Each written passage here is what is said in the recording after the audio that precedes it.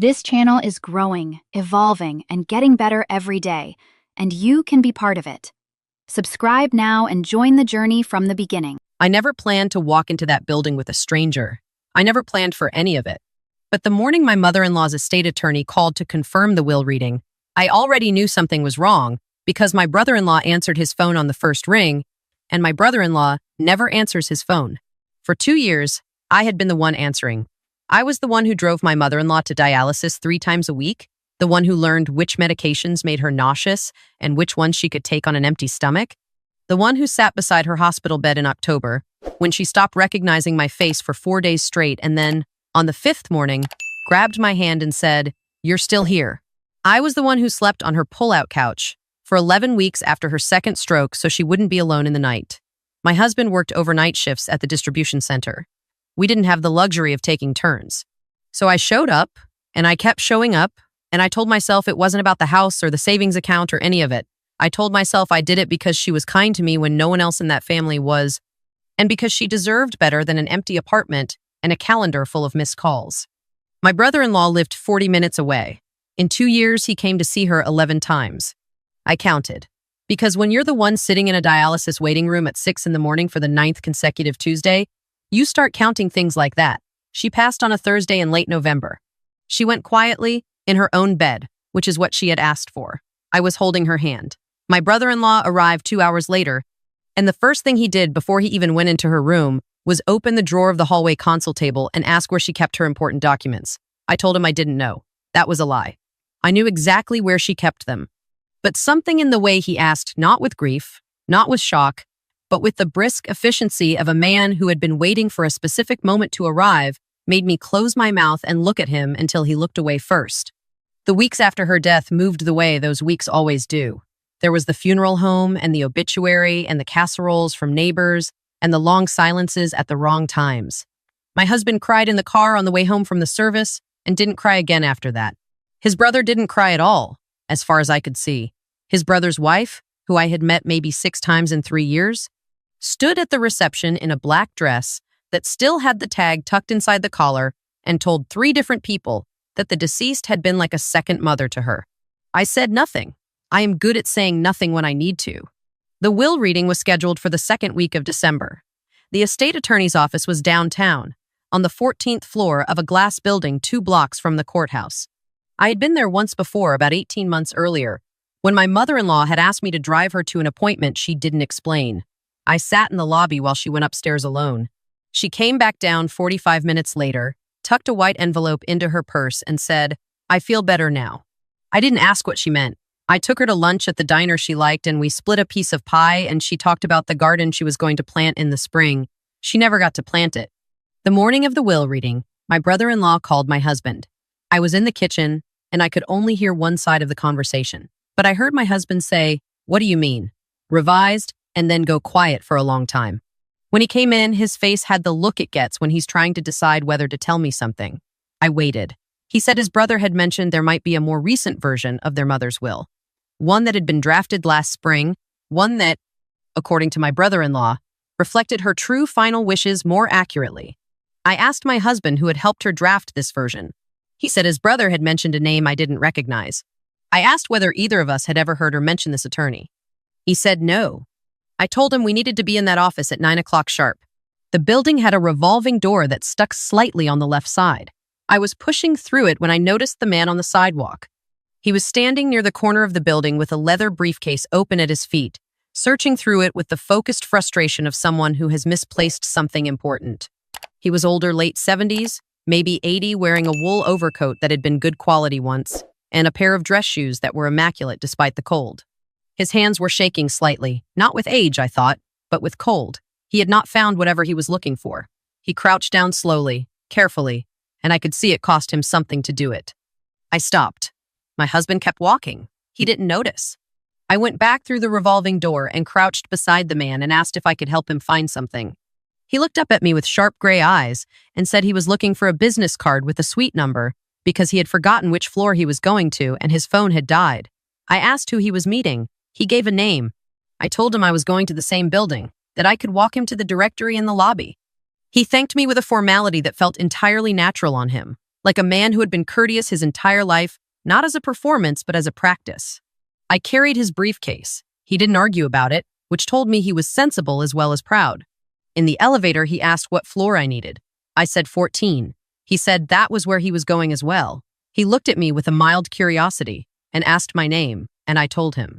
He introduced himself only as retired. I smiled at that. The elevator doors opened, and I handed him his briefcase at the reception desk, and he said, "Thank you. I hope your morning goes well." There was something in the way he said it, a weight to it, that I thought about briefly and then let go because my brother-in-law was already in the waiting area, standing with a man in a suit I had never seen before, and both of them were watching me walk in.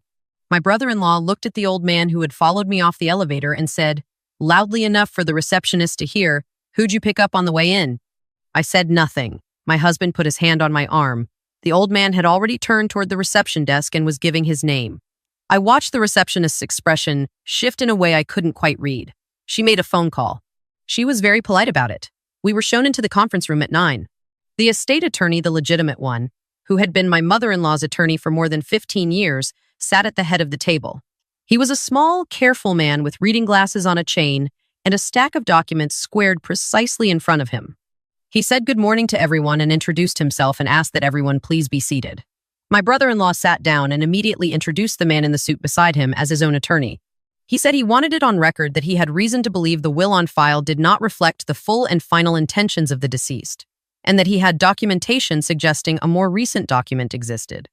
He placed a folder on the table with the confidence of someone who had rehearsed the gesture. The estate attorney looked at the folder. He did not reach for it.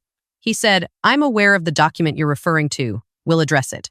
He said it the way people say things when they know the ending of a story and are simply waiting for the room to catch up. My brother-in-law's attorney started to speak. And then the door to the conference room opened. The man in the wool overcoat walked in. He was carrying his briefcase now and had added a pair of reading glasses. He took the empty seat at the far end of the table, set the briefcase on the floor beside him with a small, precise click, and folded his hands on the table. My brother-in-law said, "Who is this?" The estate attorney said, "This is Judge Harold Mercer, retired, as he'll tell you himself. Prior to his retirement, he served 22 years on the probate bench in this county. He is here today in a consulting capacity at my request." My brother-in-law looked at the judge. He looked at his own attorney. Something moved across his face that he quickly covered with an expression of indifference that wasn't quite convincing. His wife, who had been sitting quietly beside him, stopped smiling. I looked at the judge. He met my eyes briefly across the table and gave a small, contained nod that might have meant anything or nothing at all. The estate attorney put on his reading glasses and opened the original will. He read it methodically. The house, the savings, the personal effects, the small investment account she had maintained for 30 years, all of it divided clearly and specifically. My husband and his brother were each named. So was I, by name, for a reason the attorney read aloud in her own words, which she had apparently insisted on writing herself, to my daughter-in-law who stayed. 2 words. I had to look at the table for a moment. When the attorney finished, my brother-in-law's lawyer slid the folder forward and said his client had evidence that a revised will had been executed 7 months prior to the deceased's passing, in the presence of a notary and 2 witnesses, superseding all previous documents. The estate attorney removed his reading glasses. He said he was familiar with the document and had, in fact, spent the past 3 weeks investigating its origins. He said that the notary stamp on the document belonged to a woman who had surrendered her notary commission in the state 14 months before the document was allegedly signed. He said that one of the 2 listed witnesses had provided a signed affidavit stating she had never met the deceased and had not witnessed any will. He said the second witness was an employee of a company with which my brother-in-law had a documented financial relationship. He said this is why he had asked Judge Mercer to be present today. My brother-in-law said that was a lie. He said it loudly. His attorney put a hand on his arm and he shook it off. Judge Mercer spoke for the first time since entering the room. His voice was quiet and even and filled the room entirely. He said he had reviewed the documentation that the estate attorney had forwarded to him over the past 2 weeks. He said he had also received 3 days ago a courier envelope containing a phone. He looked at me when he said this, and I understood that I had not been the only person my mother-in-law had trusted with certain things. What was on the phone, the estate attorney explained, were 17 voice memos. She had recorded them between March and August, 6 to 9 months before her death. She had recorded them because her memory had been declining and she was afraid she would forget what she had decided. She had recorded herself stating clearly, in her own voice, with dates and context, that she had been approached by her older son about revising her estate plans. She had recorded herself saying she had told him no. She had recorded herself saying he had come back. She had recorded herself saying she had told him no again. She had recorded the date he stopped calling. She had also recorded something else.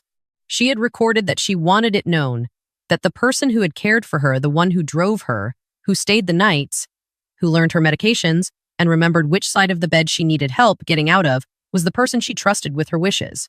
She had recorded my name. My brother-in-law stood up from the table.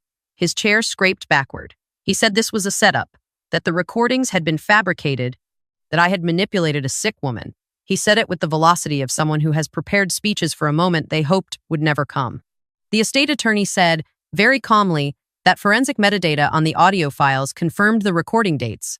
The phone's GPS coordinates matched the deceased's home address for every single recording, and the voice analysis was consistent across all 17 memos, and matched samples taken from verified prior recordings. He said the phone had been found by a family member, not me, in a sealed envelope in the back of a kitchen drawer, addressed and waiting. She had known someone might look. She had been more prepared than any of us had given her credit for. My brother-in-law's attorney leaned over and said something quiet and urgent. My brother-in-law sat back down. The indifference was gone now. What replaced it was something smaller and colder. There was more. There was the matter of the joint account. She had added her older son to a household checking account 2 years prior, for convenience, so he could help with bills during her illness. The account, which had held roughly $43,000 in September, had held less than $800 by the time she passed. The withdrawals had been made in cash, in increments small enough to avoid automatic bank flags, over 14 months. There was no record of what the money had been used for. There was, however, a record of a business debt belonging to a company registered in my brother-in-law's name being settled in full in October. The amount was $41,000. His attorney was no longer touching his arm. His attorney was writing something on a notepad in small, rapid strokes. My mother-in-law's jewelry was gone. Not all of it, the cheaper pieces were still in the velvet tray in her dresser where they had always been. But the diamond ring her late husband had given her on their 30th anniversary, which she had shown me once and told me the story of with an embarrassed happiness, and the gold bracelet she had worn every day for 20 years and only taken off for surgery, those were gone. I had noticed their absence the morning after her death and told myself I was wrong, that I had simply forgotten where she kept them. I had told myself this for 3 weeks. I stopped telling myself this when the estate attorney produced a receipt from a jewelry consignment store dated 5 days after her passing. 5 days. She had not been buried a full week. My husband beside me made a sound I had never heard from him before. Not anger, not yet. Something more foundational than that. The sound a person makes when a version of their life that they were still holding on to closes. I did not look at my brother-in-law. I looked at my husband. I put my hand over his on the table and I left it there. Judge Mercer asked if the estate attorney had been in contact with the county prosecutor's office. The estate attorney said yes, and that the documentation package had been submitted 48 hours ago. He said there was also the question of the fraudulent will, which had been prepared by someone and submitted as a legal document, a matter the district attorney's office was currently treating as a separate filing. My brother-in-law's attorney excused himself from the table. He stepped outside the conference room. Through the glass panel beside the door, I could see him on his phone, pacing in short, tight steps. My brother-in-law sat with his hands flat on the table. He was looking at a point somewhere between the documents and the far wall. He had the look of a man who has been calculating something for a long time and has just understood, finally, that the math was never in his favor. He turned to me. He said with a quietness that was worse than the anger, "You did this." I said, "She did this. I just drove her to the appointment." He didn't say anything else. The estate proceedings moved forward. The fraudulent will was formally invalidated. The original will stood. The matter of the joint account withdrawals and the jewelry sale was referred to the district attorney. I was told 4 months later that my brother-in-law had accepted a plea agreement, 2 counts of elder financial abuse, 1 count of filing a fraudulent legal document. The sentencing was 18 months, suspended to probation with full restitution ordered. The restitution included the value of the jewelry, which was itemized and calculated from the consignment receipt, and the full amount of the withdrawn funds, plus interest. His wife filed for divorce 6 weeks after the will reading. I don't know anything about that beyond the fact that it happened. I didn't ask. My husband and I got the house. We didn't sell it right away. We spent a weekend there in February, just the two of us, going through her things the way she deserved to have them gone through slowly, with care, with stories attached to each object. He found her garden gloves in the mudroom closet, still dirty from the last time she'd used them. He held them for a long time without saying anything. We left the kitchen the way she had it. The savings account covered the medical debt she had been too proud to mention and left enough for the kind of breathing room we hadn't had in years. I keep thinking about what she said on those recordings, that she wanted things to be right, that she had done what she could to make them right, that the rest was up to the people she trusted. I think about the morning in the elevator. The judge with his briefcase and his dead phone and his cold hands looking for a suite number. The way my brother-in-law's voice had carried across the lobby when he asked who I had picked up on the way in, like the answer couldn't possibly matter. I've learned that the people who dismiss what they don't understand are almost always wrong about what it's worth. She knew that. She'd known it her whole life. I think that's why she trusted me with the things that mattered, and why she spent the last years of her life teaching me, without ever naming the lesson, that kindness is not a liability. It is the only asset that actually appreciates. I think about that sentence more than I expected to. I think about it when I'm impatient with someone, or tired, or tempted to let something slide because no one is watching. She never said it out loud. I'm saying it now for her, the way I'm saying all of this for her, because she spent a long time in the dark hoping someone would eventually turn the lights on. I hope she knows they're on,